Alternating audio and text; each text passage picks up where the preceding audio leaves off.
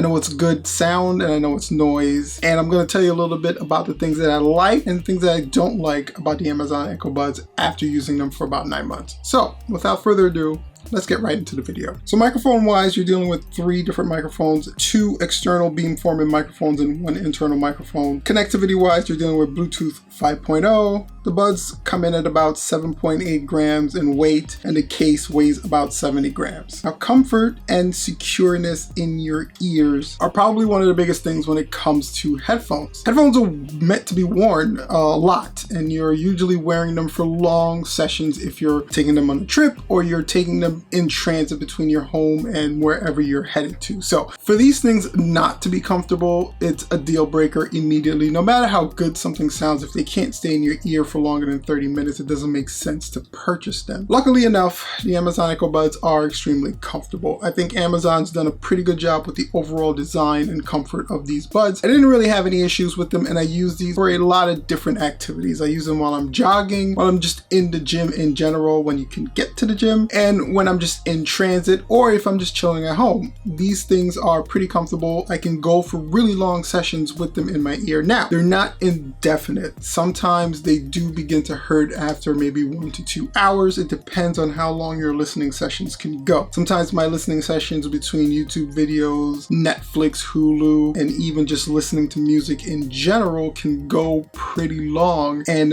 they begin to hurt after 1 or 2 hours. And it's nothing with the design itself, it's more with the actual silicone tips that are at the end of the buds. They begin to kind of put a little bit of pressure in my ears and I found that I started to experience a little bit of discomfort within that time frame. But I didn't have any problem with the overall design, and again, if you kind of scale back the amount of listening time that you do with these buds, I don't think you'll have an issue. Amazon does include some different utilities to make these buds fit a little bit better in your ear. You have your choice of 3 different silicone tips. You have the wings that you can put on the actual headbuds themselves just to make sure they're more secure and more comfortable within your ear itself. So you can kind of mix and match, find your own comfort level. That's just my experience, that after a couple of hours, it may start hurting just a little bit. And with these buds, you actually get ANR, which is adaptive noise reduction, not adaptive noise cancellation. There is a difference. Noise reduction really just does that. It reduces the noise level that's around you. It doesn't completely eliminate the noise. You can still hear some white ambient noise when you turn on the noise reduction and not playing your music. But with the noise reduction on and music on, you basically are canceling out a lot of the white noise that are around you, and that amplifies the sound quality of these buds exponentially. I mean, the sound quality of the buds themselves are pretty good to begin with. Again, I'm not a sound person. I can't tell you the decibel levels and, you know, the tweaking and all that other stuff. All I can tell you is that I listen to a lot of music and I use a lot of different headbuds, and I know some headbuds are just really loud and noisy, and some of them actually give you the ability to hear the vocals, hear the music, hear the instruments, and just hear the music itself, so you can kind of get lost in that situation, and the Echo Buds actually do a pretty good job of doing that. Sound quality wise, with the active noise reduction on, is fantastic. Now, one of the things that I've always had an issue with when it comes to noise cancellation, like when I reviewed the AirPod Pros, when you turn the noise cancellation on those things and turn the music up, you're completely dead to the world. You can hear basically absolutely nothing, which can be a good thing if you kind of want to get lost in your music, but a bad thing if you're out in the world and you need to be cognizant of your surroundings. These don't really have that issue. I found that even with the noise reduction on and music turned up, I'm not completely dead to the world. I can still hear what's kind of going on around me, but not in a way that's completely distracting from what's going on in my ears. And like I mentioned, the sound quality on these things are pretty good. It's rich, it's full, and it's satisfying. If those are the 3 words that's going to sell this for you, those are the 3 words that I would definitely put on these Amazon Echo Buds. I really enjoy the sound. I liked it the first time I put them in my ears. I really enjoy listening to music. I enjoy watching YouTube videos. I enjoy watching movies in general with these things. I love the sound quality of these buds. The one complaint I have is that they don't get really loud, and sometimes I just want to blast, especially when you're playing a specific track or a specific type of music. You really just want to blast the music. I don't think these things are really equipped to be music blasters. It's just giving you a rich, full sound quality. You can kind of hear everything. It's kind of crisp, it's clean, it's clear, but it's not super super loud. So if you're looking for some headphones that are just gonna blast in your ear, destroy your eardrums, which is probably not a good thing, these are definitely not them. Audio level does get up there, but not to the point where it's just completely immersively loud as I would want them sometimes. Another pretty cool thing about these headphones is that you can use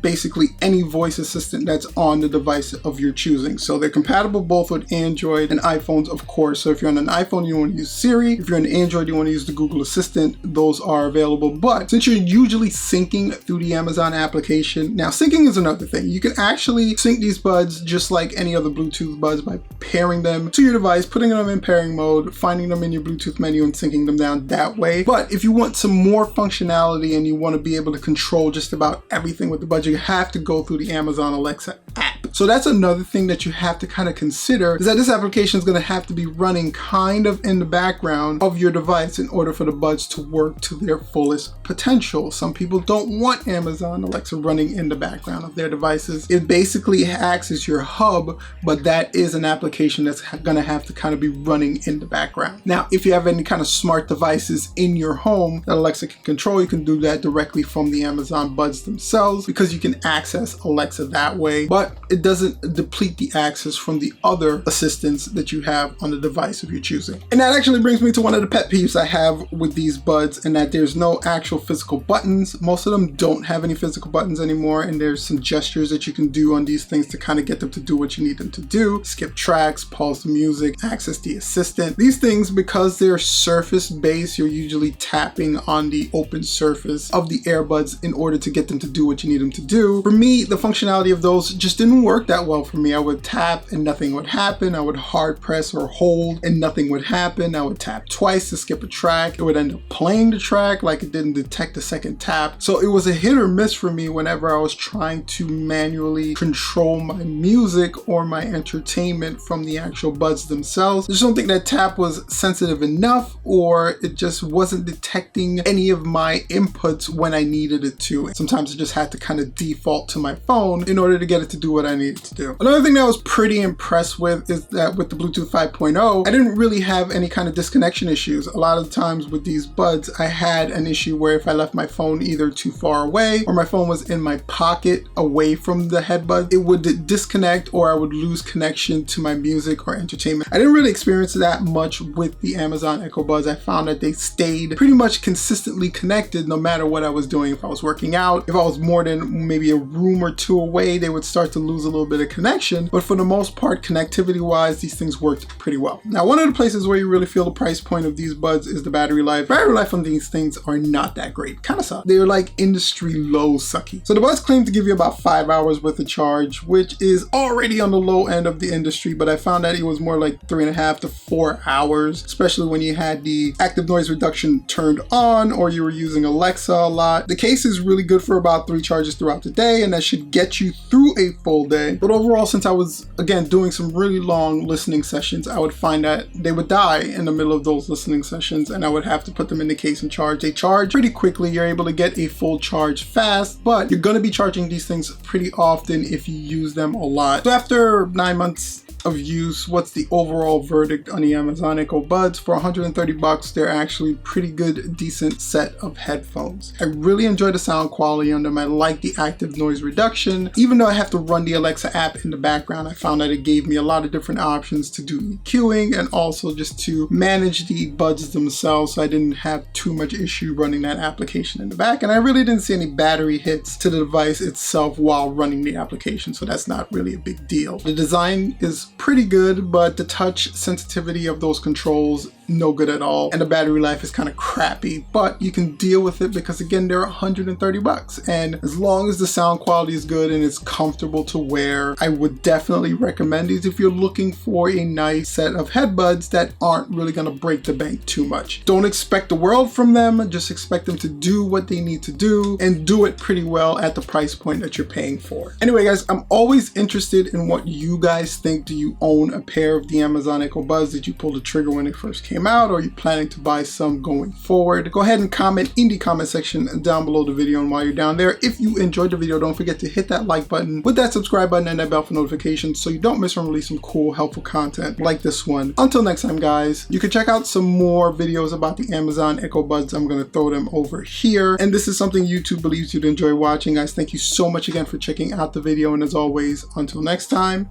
make sure to stay safe and peace out.